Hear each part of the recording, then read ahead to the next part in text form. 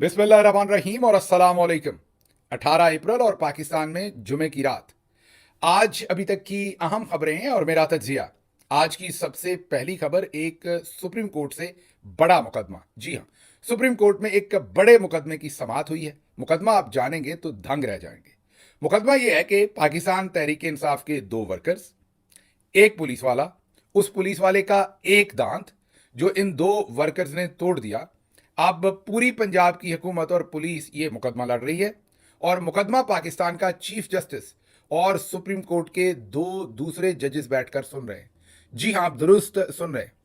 पूरी पंजाब पुलिस, पूरी पंजाब हुकूमत, दो पाकिस्तान तहरीक इंसाफ के वर्कर्स, एक पुलिस वाला, तीन जज और उस एक पुलिस वाले का एक दांत। यह है पाकिस्तान की कहानी। आप जरा चेक कीजिए कि सुप्रीम कोर्ट ऑफ पाकिस्तान के पास कितना वक्त है कि वो ऐसा बेहुदा केस सुन रही है कि एक पुलिस वाले का एक दांत दो लोगों ने इकट्ठे तोड़ा। एक ही जुर्म पर दो लोगों को प्रोसिक्यूट किया जा रहा है और सुप्रीम कोर्ट ऑफ पाकिस्तान उसमें मैं रहनुमाई तो नहीं, मैं कहूंगा कि उसमें तावन फराहम कर रही है। उसमें वो एक किस्म का इन मुलजमान के खिलाफ वो भी रियासती ताकत का हिस्सा बनी हुई है। सुप्रीम कोर्ट जो है वो फैसिलिटेटर बनी हुई है। इन प्रोसिक्यूटर्स जो है, जो लोगों को प्रोसिक्यूट कर रहे हैं, उनको मदद फराहम कर रही है। बजाय इसके कि इनको जमानत देती, सुप्रीम कोर्ट ने आज वहां पर जो बातें की वो सब सुनकर दंग रह गए। एक और मौका दिया गया है। इन मुलजमान की जमानत मंजूर नहीं की गई, बल्कि यह कहा गया कि 4 महीने के अंदर अंदर इनका ट्रायल मुकम्मल करें और इनका फैसला कर दें। हालांकि वाजे तौर पर उनके सामने सबूत रखे गए कि दोनों मुलजमान, अली रजा या रजा अली शायद उनका नाम है, दूसरा जैनुल आबिदीन है। ये जो रजा अली हैं, इनके बारे में बताया गया कि ये उस वक्त एक निजी होटल में थे।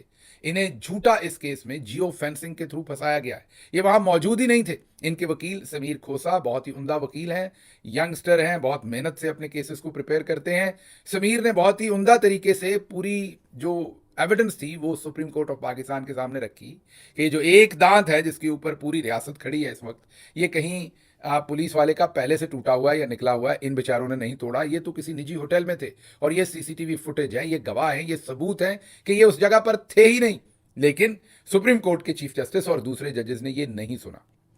ये सर्कस, माजरत के साथ, जब सुप्रीम कोर्ट को सर्कस कहना पड़े तो फिर और क्या कहा जा सकता है। ये सर्कस यहां पर बंद नहीं हुई, बल्कि जो अगला केस आपको बताऊंगा वो केस इससे भी ज्यादा मजे का केस है। वो केस ये है कि उमर चीमा, जो पंजाब के साबिक गवर्नर हैं और पूरी दिलेरी के साथ इमरान खान के साथ खड़े हैं, जेल काट रहे हैं, उनका पुलिस को रिमांड चाहिए। आप पूछेंगे 2 साल के बाद रिमांड? 2 साल से तो वो जेल में है, अभी रिमांड किस चीज के लिए चाहिए? पुलिस ने कहा है कि उन्होंने पिस्तौल बरामद करना है उनसे। जी हां, उमर चीमा के पास कोई पिस्तौल है जिससे उन्होंने पता नहीं क्या कर। मुझे तो लगता है ये जो बलूचिस्तान में सारी इंसर्जेंसी है, जो एक एसएचओ की मार है, दूसरी तरफ आर्मी चीफ कहते हैं सिर्फ 1500 दहशतगर्द हैं और कहते हैं जरा सी दहशतगर्दी है ये। हमने हांडी में मसाला तो सुना था जुबैदा आपा मरहुमा से कि जरा सी ये चीज डालनी है, जरा सी ये लिटिल बिट, उन्होंने कहा कि लिटिल बिट, और वो भी मिर्च के बारे में नहीं कहा जाता, नमक के बारे में नहीं कहा जाता, वो भी कोई आपने अजाफी चीज, एडेड चीजें जो अपने शौक के लिए डालनी है, उनके बारे में ये आपको इजाजत होती है कि वो लिटिल बिट आप डाल सकते हैं, बाकी सब कुछ मेजर्ड होती हैं। और हमारा जो सबसे बड़ा नासूर है पाकिस्तान के लिए वो दहशतगर्दी है, और हमारे आर्मी चीफ कहते हैं लिटिल बिट दहशतगर्दी, लिटिल बिट। चले आगे चलते, तो उमर चीमा से पिस्तौल बरामद करना है। इसी तरह से इमरान खान का भी रिमांड चाहिए 2 साल के बाद। ये तमाम लोग, मसलन इमरान खान साहब और शाह महमूद कुरैशी साहब और यास्मीन राशिद साहबा और मियां महमूद रशीद साहब और उमर चीमा साहब और इजाज चौधरी साहब, तमाम के तमाम लोग जेलों में हैं 2-2 साल से। अगर मैं किसी का नाम भूल गया हूं तो माजरत। ये तमाम लोग जेलों में हैं और इनसे वहीं तफ्तीश की जा सकती है, लेकिन पुलिस को रिमांड चाहिए। और अब सुप्रीम कोर्ट ने इस मजे का खेज केस के ऊपर भी फैसला नहीं किया, बल्कि उमर चीमा और इमरान खान के केस को नत्थी कर दिया है और कहा है कि इसको बाद में सुनेंगे, बाद की तारीख डाल दी है। माशाल्लाह अफरीदी साहब, आपके कुर्बान जाऊं जिस तरीके से आप अपने आप को चीफ जस्टिस के तौर पर पेश कर रहे हैं। आप, लगता है कि आप कहते हैं आपने काजी साहब को भी शायद इतनी तेजी से इस तरफ जाना है कि आपने काजी साहब को भी क्रॉस कर देना। बहरहाल ये तो थी सुप्रीम कोर्ट के हालात। अब चलते हैं आपको लेकर अगली खबर, और वो खबर आपके सामने रखते हैं लंदन से। जी हां, तो अगली खबर लंदन से है और लंदन में इस टाइम टाकरा हो रहा है आदिल राजा और आईएसआई का। जी हां, आईएसआई के ब्रिगेडियर, उनका नाम राशिद नसीर है गालिबन, उन्होंने केस कर रखा है आदिल राजा पर और केस चल रहा है अब एक अदालत में लंदन के अंदर, बरतानिया के अंदर। केस आईएसआई की तरफ से ये है कि आदिल राजा ने उन पर गैर ज़रूरी इल्ज़ामात लगाए हैं, इंतशार फैलाया और उनकी रेपुटेशन को ख़राब किया है। वो दावे किए हैं और वो इल्ज़ामात लगाए हैं जो उन्होंने कभी नहीं किए थे। ये जो ब्रिगेडियर राशिद नसीर हैं, ये सेक्टर कमांडर पंजाब के रहे हैं जनरल बाजवा के ज़माने में, और तमाम ये जो टर्माइल था जिसके अंदर आपने सब कुछ देखा, रजीम चेंज और उसके बाद के भी साल 2 साल, ये सारा अरसा वहाँ पर सेक्टर कमांडर थे। तो उन्होंने बकलम खुद ये केस किया हुआ है और वो गालिबन अदालत में भी अब पेश हुए हैं, अगर मैं गलत नहीं हूँ तो।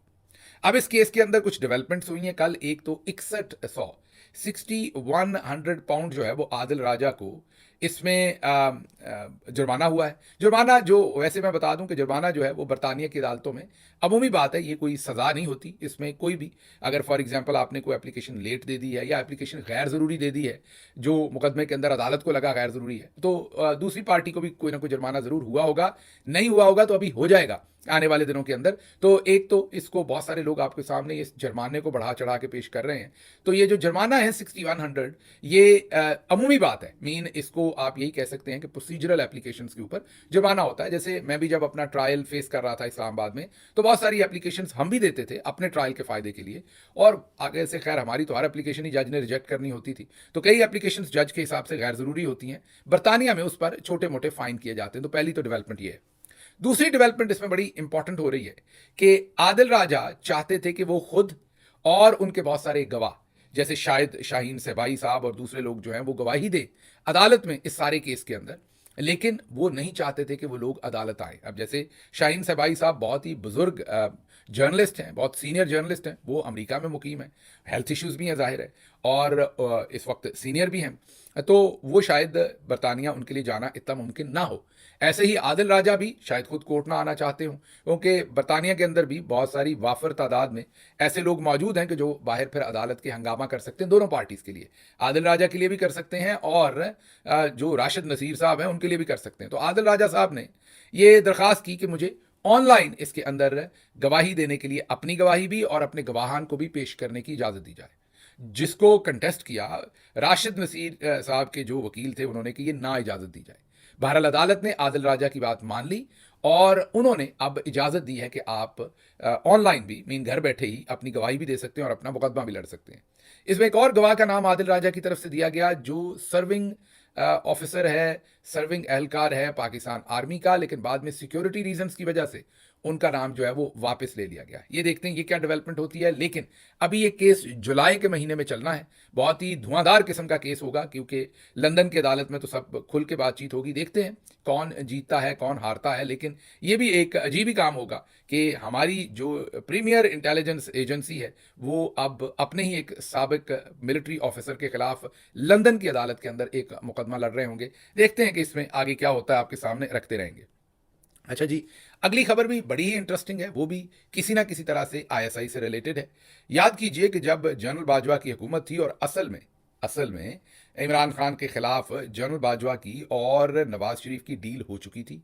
डील के तहत नवाज शरीफ साहब को लंदन भेजा जा चुका था, लेकिन आप सब के लिए, हम सब के लिए नूरा कुश्ती चल रही थी। नवाज शरीफ और उनकी बेटी बड़ी धुआंधार किस्म की तकरीरें करते थे, जनरल बाजवा को बुरा भला कहते थे, धमकियां लगाते थे, और लोग समझते थे कि बड़ी मुखालफत चल रही है, वोट को इज्जत। पाकिस्तान के जाली लिबरल्स बस सदके वारी जाते थे नवाज शरीफ और उनकी बेटी के, और इन्हें बीकन ऑफ लाइट, इन्हें जमहूरियत के कोई बहुत बड़े चैंपियन, और वो देखते थे कि बस यही अब पाकिस्तान के चे गवारा हैं, इन्होंने ही जमहूरियत यहाँ ला के देनी है, सिविल सुप्रीमेसी जो है वो नवाज शरीफ ने लेकर आनी है। बहरहाल उसके बाद उन्होंने लिबरल्स का भी सौदा कर दिया, अपना भी सौदा कर लिया। लिबरल्स भी खैर खुश हैं, वो भी तंग आए हुए थे बहुत लंबा सिविल सुप्रीमेसी की झूठी बातें कर करके। जब असल खड़ाक पड़ा मैदान में, असल डांग से डांग टकराई, मीन लाठी से लाठी, और सिविल सुप्रीमेसी का जब असल मुकाबला मिलिट्री रजीम के साथ हुआ, तो तमाम लिबरल्स आपको नवाज शरीफ समेत जाके मिलिट्री जनरल्स के साथ खड़े आज नजर आते हैं।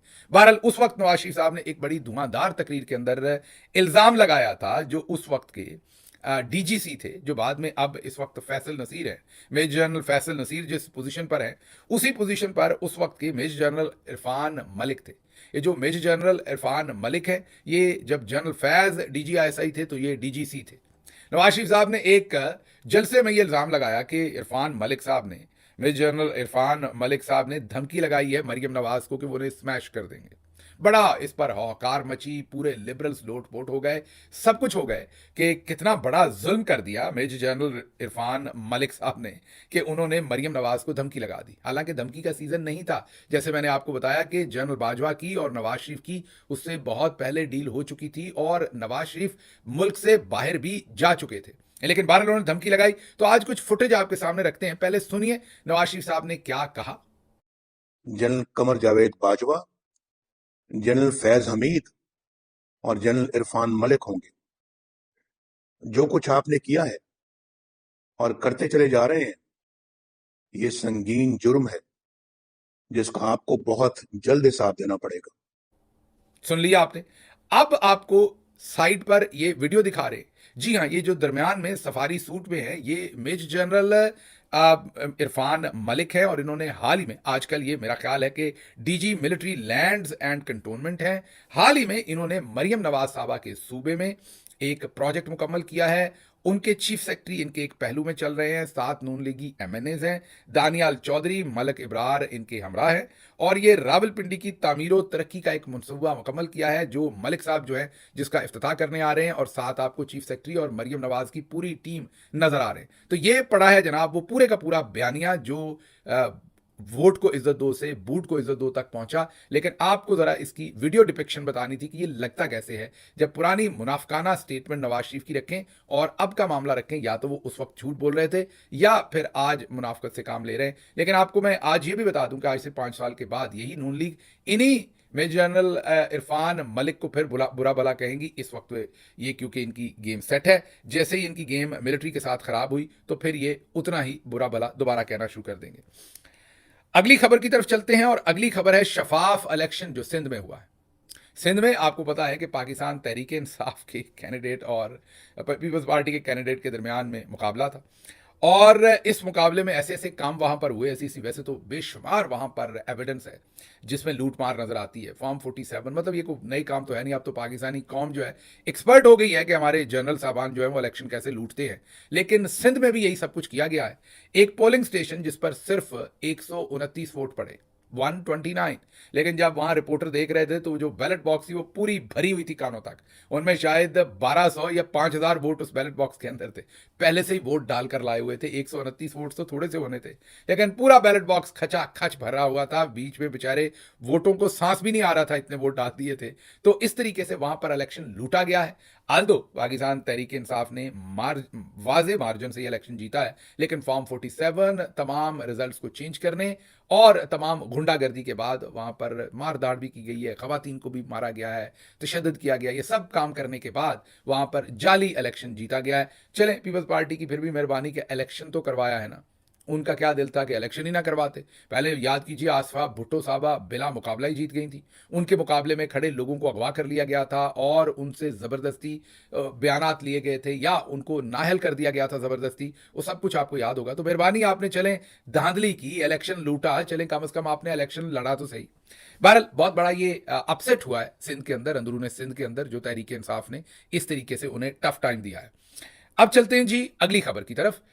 अगली खबर पाकिस्तानी आर्मी चीफ की जानब से जो ओवरसीज कन्वेंशन के अंदर उन्होंने एक धुआंधार किस्म का बयान ठोका था और वो बयान उन्होंने ये ठोका था कि कश्मीर पाकिस्तान की शारक है। बिल्कुल है, हम सब कहते हैं, लेकिन जो इस शारक के साथ खैर हमने सलूक किया है पिछले 15-20 साल में, और स्पेशली हमारे जनरल साहबान ने जब अपनी स्ट्रेटजी चेंज कर ली और कश्मीरियों ने भी, हमने कहा था कदम बढ़ाओ हम तुम्हारे साथ हैं, उन्होंने मुड़ के देखा तो हम कहीं नहीं थे।